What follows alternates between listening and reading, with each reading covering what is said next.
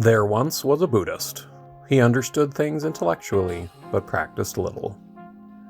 He wanted to achieve wisdom and work on himself, but this was more difficult than it sounded. At first, he tried to create a series of videos on his views on Buddhism. But these turned out to be preachy, boring, and a little cultish. He also realized that explaining his interpretation of Buddhism wasn't actually working on himself at all. He also wanted to bring laughter and joy to people, so he tried to make comedy videos. But alas, they were not very funny. He also greatly enjoyed philosophy, and also exploring and understanding religions in general. Yet these topics were dangerous to bring up, difficult to talk about, and best kept private.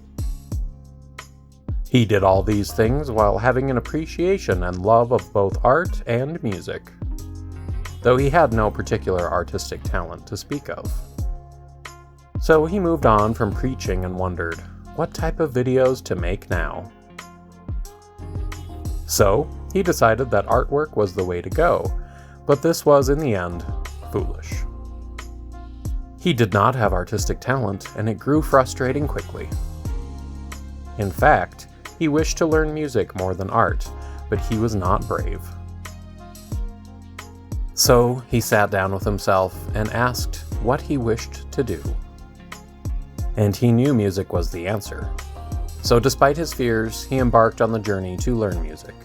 And at the same time, he believed in Buddhism, but knew he was poor in practice. But if he were to make videos, what could he make? He had already not wished to become preachy or cultish, so he could not create more videos on religion or Buddhism. And he was no expert in music. To be sure, he was actually just a beginner.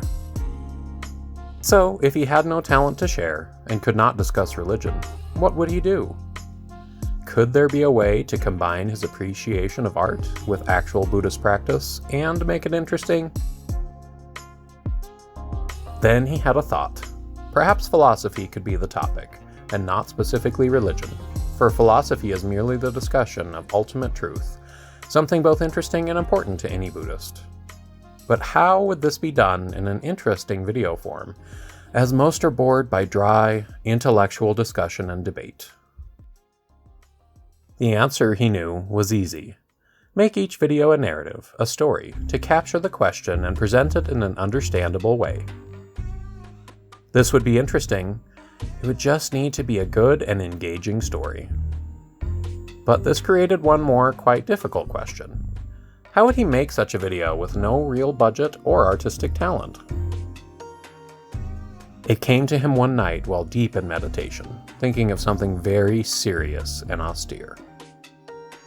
He would ask other YouTube creators and artists to donate artwork, and in return, he would credit them and showcase their work. This would allow him to show off artwork and employ Buddhist practice. Because he would be relying on charity for the creation of the videos, and he would have no control over the artwork, he would also have to have no expectations, all things very Buddhist. And if artwork wasn't donated, he would simply reach out to artists to ask to use their artwork for credit. As long as the art was sincere and not obscene, he would use it. The videos would therefore showcase art, be interesting, and help him better himself. And so, he set out to make these, though they would take a lot of work.